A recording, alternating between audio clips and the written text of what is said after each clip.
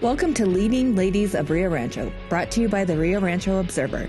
During this series, we will invite business and community leaders from Rio Rancho and its surrounding communities in Sandoval County for conversations on what they do, why they do it, and the issues they face. I'm your host, Tracy Goldeisen, editor of the Rio Rancho Observer. Welcome.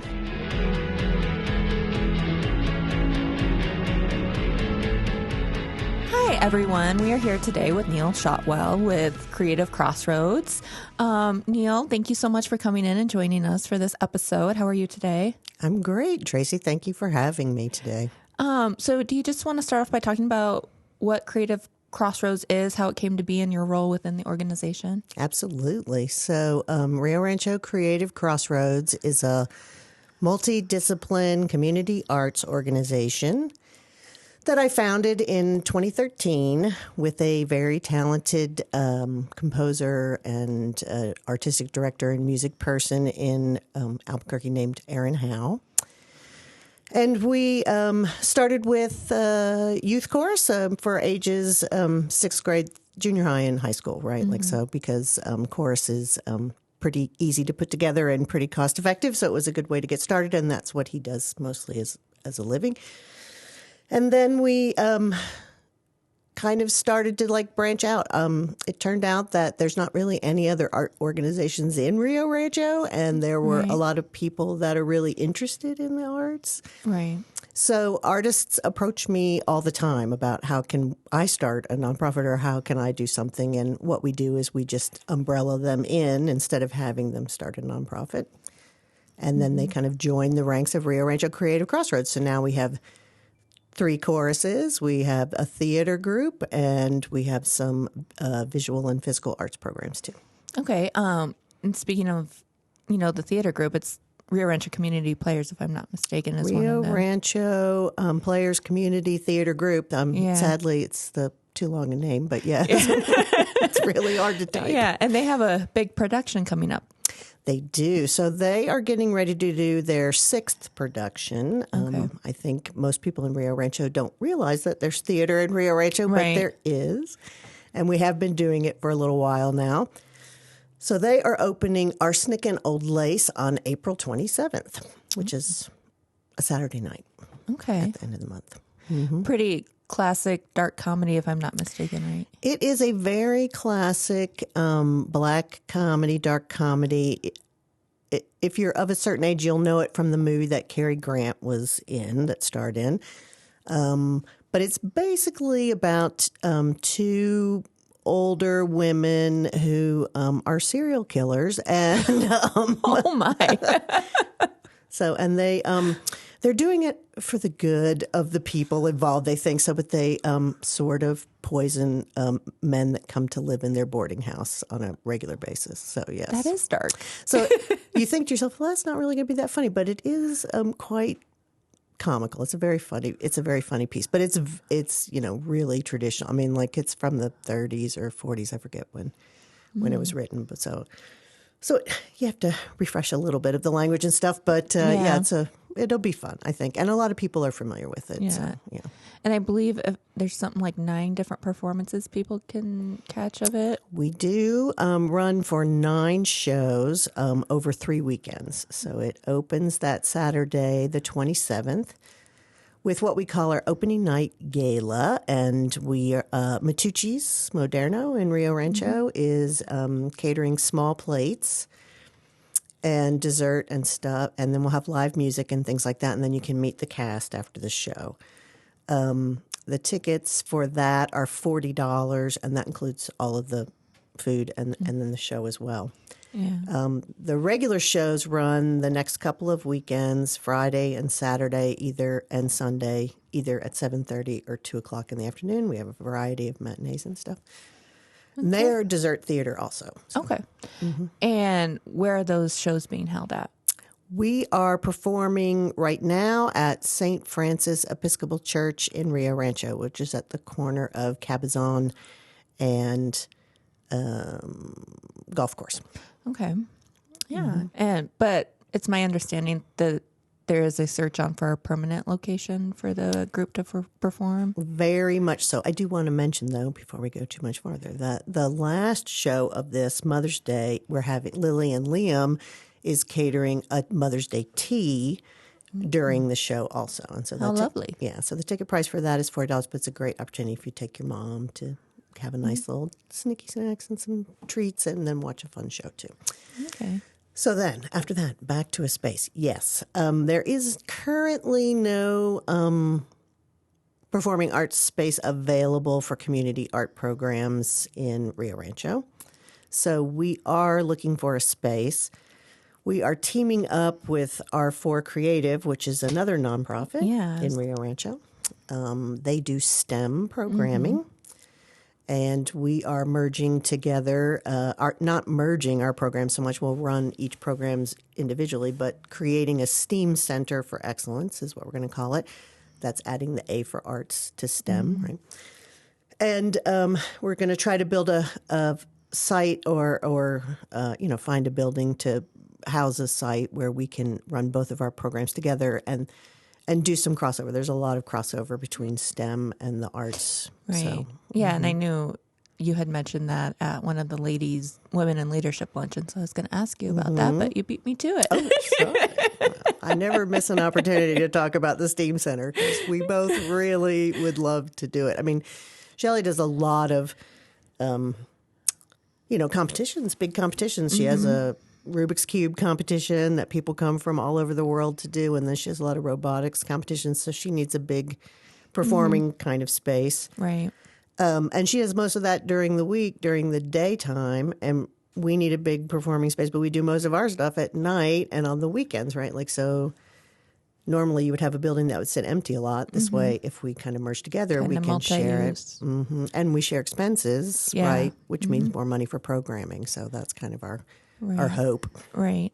And then you mentioned that Creative Crossroads kind of started off with the children's chorus. And I believe you mentioned that there's some performances coming up for those as well. Absolutely. Yes. So we started out with the one chorus of 9 kids in 2013. We have 3 choruses now. We have a children's chorus, which is elementary age, 2nd through 5th grade. We have the Rio Rancho Youth Chorus, which is middle school and high school kids. And then we have an a cappella group that branches out of that called Encore. And they all perform together now. Combined, there's about 40 kids in the choruses. And their concerts are the weekend after the play closes, because I can only do so many things at some Right. Well, you don't want them to pull away from each other. Right, yeah. Well, and we perform in the same space, right? Like, so we'll be in St. Francis Episcopal Church singing. We do that in the sanctuary part, but so that'll be Saturday and Sunday, the 18th and 19th of May. Those performances are in the afternoon. They're both matinees at 2.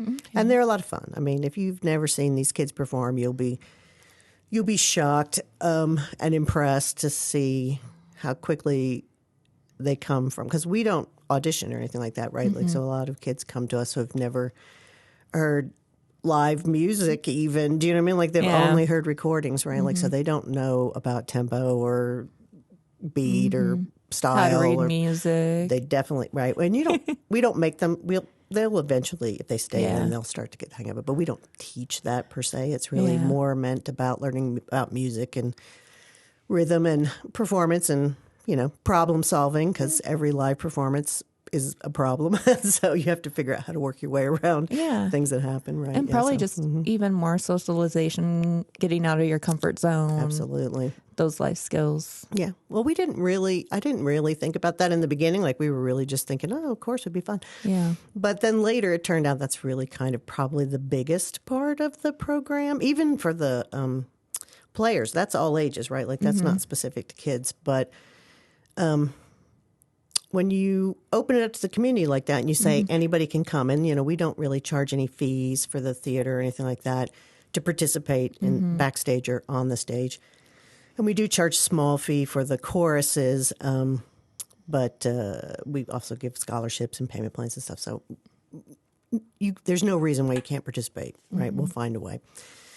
And the difference between those kids when they come that first week and where they are 13 weeks later is really night and day. It's very, very exciting to watch them grow and blossom, and just what a tiny little opportunity to try something, show something, accomplish something, work together in a team. Do you know what I mean? Like, it really makes such a huge difference. And a lot of these kids are, feel kind of disenfranchised. So they're, And kind of some of those skills that you might learn, like the team and stuff, if you're in sports, but not every child is inclined to be in sports. Right. No, right. And, I mean, and not every child, sports is more competitive. This is not a competitive situation, right? Like, so it's a lot less stressful. I mean, there's stress in performing, do you know what I mean? But there's no win or lose here, right? Yeah. You're going to come out and you're going to have a good time, and you're going to perform, and then, people are going to clap. I mean, nobody doesn't clap at a children's performance. I mean, that's just not. It's a pretty safe environment to start out in, right? And you still get that same adrenaline build up to the performance that you do before, like a big. Because I did both when I was in high school, and you got that same adrenaline build up for both. Right. Yeah. And it's funny that so they'll come and they'll be super shy that first week. I mean, it's really funny, like how timid they are. And then by the time we don't audition to join the chorus, but then sometimes there's solo performances, that are available during the show for the concerts and stuff like that. And almost every season, almost every time, every kid will audition for a solo. Oh, wow. Do you know what I mean? Like they feel comfortable enough doing that. Wow, that's amazing. Yeah. I mean, because I know I wouldn't have. Yeah. So yeah, and they all want to be in the a cappella group, which is hard to do. Do you know what I mean? Like, so nothing to keep you on key. Yeah, no, I mean it is hard, right? You have to really know how to hold, and when you start singing harmony, you're not all singing the melody, right? Which is what most people know how to do, right? Like, so it's very interesting to watch. And Colin, the director, is he's a pretty young guy. He's really hip. He's great with the kids, and then we have two alumni who started with us and have gone all the way through the course and graduated and grown up and are adults now, who work for us, and they come in and they work with the kids too. So it's really nice. That's neat. Kind of full circle. So you also mentioned visual arts, and I know, as we're recording this, it'll come out later, but as we're recording this, you just wrapped a show for that show. Yeah. Right. So can you talk a little bit about what went into that and Absolutely. what that was? Yep. So we have several art programs that we're doing now, and the one that just happened this weekend is called Art New Mexico.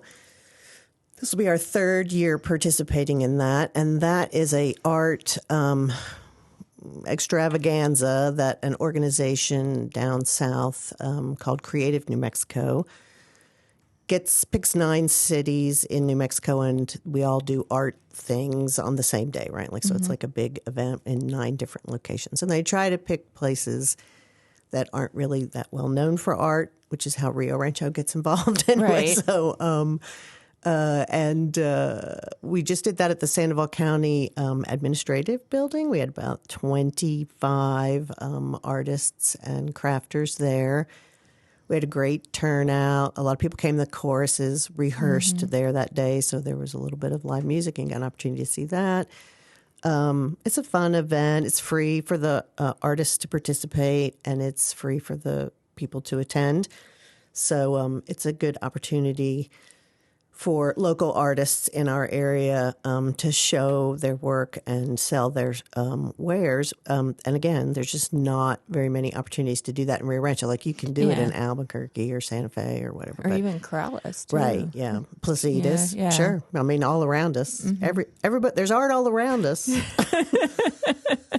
I'm trying to bring it into we're going to be the second largest city in New Mexico within the next year or two. Do you know what I mean? Like, if we're not already. A lot of people think we are already. Right, yeah. And if we can't, we need an art presence. I mean, it's part of what builds a community, and it's part of what makes us united, right? And Rio Rancho kind of started out as a bunch of individual homes, right? Like, and so it is missing that tie together link that you just don't have. So we're hoping to bring it up there. And then I have another little program for toddlers, if you want to hear about that. Yeah. So we just started this program too, and we're doing it we're going out to preschools in Rio Rancho and offering it as a day, couple of hour class that we bring in. Or tomorrow, a preschool is coming to us. They're going to do a field day, and we're going to spend 3 hours with them doing art and stuff like that. And this program's called Mini Monet. Oh. And it's really adorable. And the artistic director for that, Melissa Leonard, she reads like a little book and talks to the kids about an artist. Where I don't know who she's doing tomorrow. Maybe Monet, or maybe Picasso. I don't remember. But and they talk about the artist and stuff like that. Toddler appropriate stories, and then they go and sit down and they try to create art in that style, right? Like so. Sometimes it's Cubism, sometimes it's Impressionism, sometimes. And it's really a very clever and interesting program and a great way to introduce small kids because she works with 3 to 5 year olds. Oh, so, wow. Yeah. So it's really And their fun. imaginations are just running wild at that age, Right, too. yeah. So it's a great time. Right. Well, and, you bring out some of these, Salvador Dali things and stuff like that. And, kids are just, it's amazing. Like when when they see a Picasso, it's very different. I mean, it's exciting for everybody, but it's really exciting for them. Do you know what I mean? Like, so it's a lot of fun to watch them do it and then try to redo it. Do you know what I mean? So it's a lot of fun. So where does your passion from the arts come from? Is it something you've always had or? Yes, I will say so. So I was a theater kid growing up, right? But we didn't have a lot of opportunity and I didn't have a lot of access to the arts and stuff like that. So I spent a lot of time watching PBS. Bob Ross? Right, yeah. Bob Ross and all of the great, performances and life, Week at the Met or Weekend at the Met or whatever it used to be, right? So that and then the Tonys, right? And then every once in a while, I would be able to be in a play or something like that through the school or through, we had a community theater, but so that's really kind of where I got hooked on it. And then I, went to New York as a young adult to become a star and then found out I really, was a much better actor in a small pond than right. I'm a triple non-threat. Anyway, so I didn't get any work really, but I had a great time giving it a go. Yeah. So that's it. And I didn't have a lot of opportunity and we didn't have a lot of means for it in my family and stuff like that. So to me, when we got to Rio Rancho, and I've been there for 25 years, it was kind of sad that there wasn't anything in there or anything like that. And then one day over wine, my friend Erin and I were talking and we were like, well, why don't we just do it? So we just did it. And we don't have kids or anything that were interested in that. We just did it. So. And it sounds like you're really trying to make it accessible to, because you said you didn't have the means. So it really sounds like you're trying to make it accessible to anybody, no matter their economics. No, absolutely. I mean, there is no reason that you cannot participate in any of our programs. I mean, we make accommodations for, kids with behavioral issues, with disabilities, for adults. We, do non-traditional casting. So, sometimes, men and women's parts, women and men's parts, all that kind of stuff. If you don't have the money, we'll get you in. Do you know what I mean? Like if you don't have any experience, that doesn't really matter because I do make it a point to work with all professionals. So everyone who runs one of my programs, I don't run any of the programs. I just do all the business and the money and pay the bills and stuff like that. But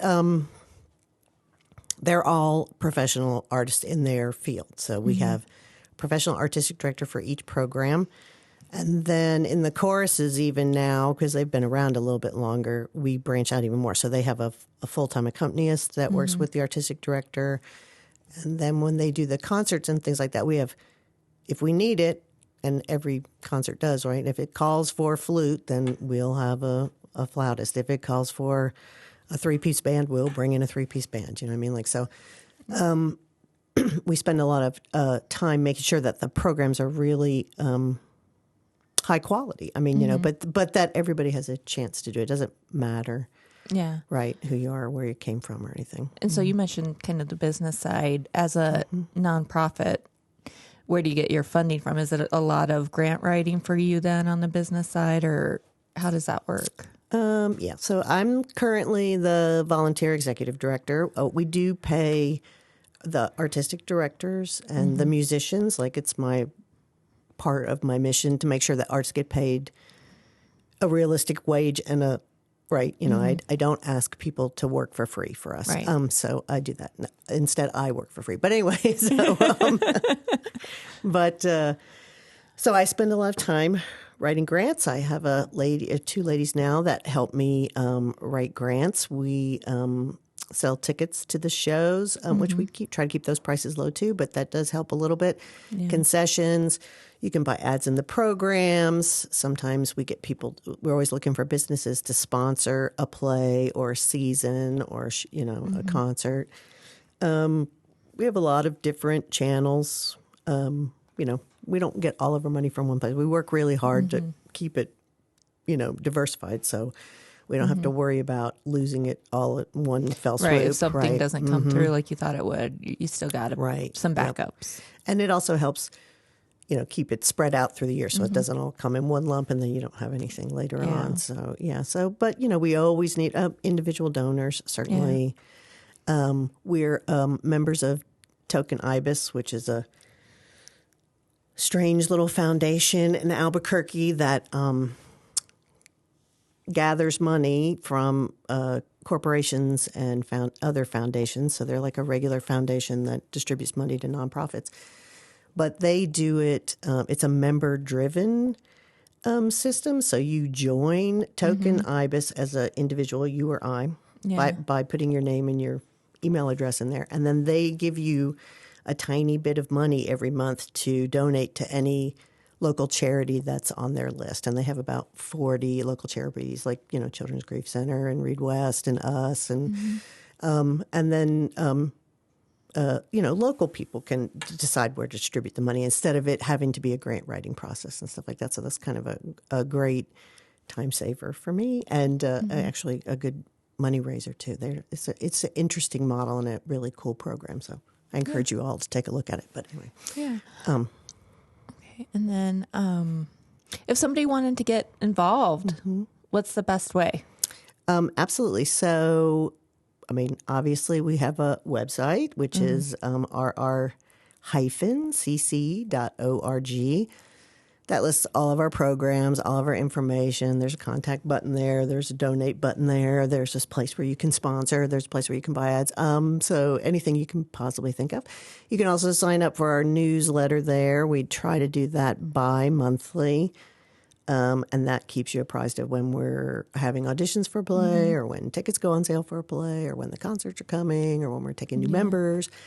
So that's probably the best way to keep in touch with us. Plus, we're on, all the social medias except for TikTok. We haven't gone there yet, but and we have a page for every program. So if you can't remember my name or Creative Crossroads or whatever, if you just Google theater in Rio Rancho, you're probably going to stumble on us or choruses in Rio Rancho, right? Like so, you'll find us. We're there. Okay. All right. Well, is there anything else that you want to talk about that we haven't had a chance to touch on yet? I can't think of anything off the top of my head. No, I can't say that unless anyone out there happens to have an empty space between 5,000 and 8,000 square feet that they'd be willing to work with a nonprofit of small means to use or utilize. We'd love to do it for short term or for long term. We don't technically have a place even to do the next play yet. I'm currently working. This is our last performance at St. Francis. So they've been very generous and let us use the space for a while. But theater is, it's space prohibitive. Do you know what I mean? Like it takes up a lot of room. It does. I did a lot in high school. So So that would be all I would say. Send me an email. Yeah. Okay. All right. Great. Well, great. Thank you so much again for coming in and talking about all these programs that you have for just about any art form under the sun. Oh, I should say this summer we're going to do a poetry workshop for high school kids. Which we're launching off of Taylor Swift's. I got to do it again. off Taylor Swift's album is coming out, Traumatized Poet Department, right? Or Poetry Department. That's her next album that comes out, I believe, next week. Anyway, I don't know. But so I have a lady who's a PhD in English literature who's going to come and do a 2-week workshop for high schoolers where they write poetry and create multimedia demonstrations of their poetry. So they could write a song, or they could do a dance, or they could make a collage or whatever. So it's a very interesting program. So we're going to do that this summer. Interesting. Mm-hmm. Yeah, great. Yep. Well, thank you Thank so you. much. And, look for Creative Crossroads. It sounds like if you're into any form of art, they've got something for you. We're trying. We're trying. Thank you so much. Or if there's a void out there in your area, let Neal know. That's right. If you have a program you think you could make work, then bring it to me and let's see what we can do with it. Yep. Okay. All right. All right. Thank Great. you so much. Thank you. And thank you all for joining us and listening and watching. Thank you for joining us for Leading Ladies of Rio Rancho from the Rio Rancho Observer. We hope you join us for future episodes, and if you or someone you know would like to be a guest, let us know by emailing editor@rrobserver.com. Again, I'm Tracy Goldeisen, editor of the Rio Rancho Observer. We appreciate you watching and listening. Have a great day.